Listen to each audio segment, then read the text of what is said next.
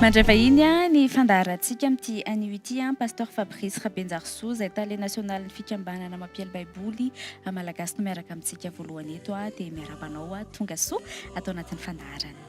Miaraba ihany koa ny fenoery miarabantsika izay manaraka ny fandaharana mioby ary manona ny fiadanan'i Kristy eo amin'ny tsirairay avy amintsika.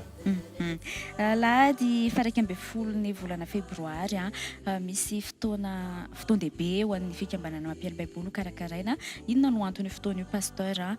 Aiza ny toerana safidiana anaovana azy? Inona ihany koa no mety hampiavaka azy?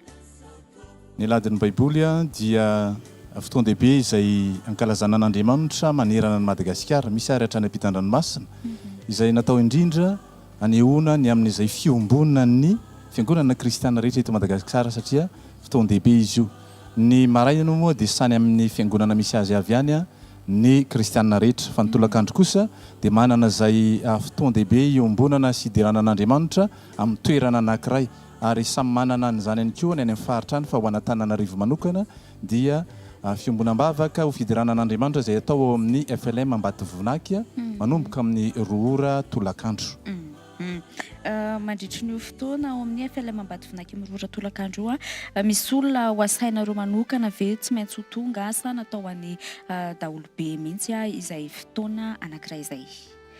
Tena misy nasaina manokana mihitsy ary le nasaina manokana dia isika rehetra, na ny ankizy na ny tanora na ny olon-dehibe, satria na ny fidirana an'Andriamanitra aza dia miantefa amintsika rehetra mihitsy.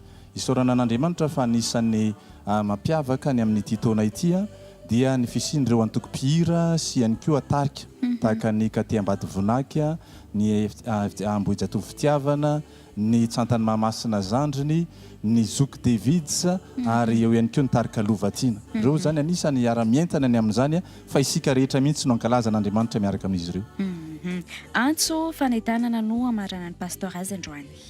Dia misaoran'Andriamanitra mandrakariva isika ny amin'ny fotoana izay omeny ary manentana antsika rehetra mba hiaro mibavaka sy ankalaza an'Andriamanitra amin'io. Fa matotra amin'izany raha teo ny amin'ilay tetikasa lehibe antsoina hoe baiboly an-tsaina. Amin'io fotoana io isika no sady ahita mivantana natao hoe baiboly an-tsaina no handreny andinindininy izay tsika mamakivaky ny taona maro mifandimby ihany koa. Dia misaotra antsika ny amin'ny fanohanana mandrakariva izany aladin'ny baiboly izany amin'ny endriny maro samihafa. Isaorantsika be dia be avy eo amin'ny fikambanana mampiely baiboly ny vaita tao anatin'ny fandaharana. Tena Andriamanitra miaraka amintsika ary tena ilaintsika isan'andro dia fotoana anankiray zany eo amin'io faraika ambin'ny folon'ny volana febroary ao anatin'ilay hoe aladin'ny baiboly mino fa maro be isika no amaly an'izay antso izay. Andray vahiny afandraisika.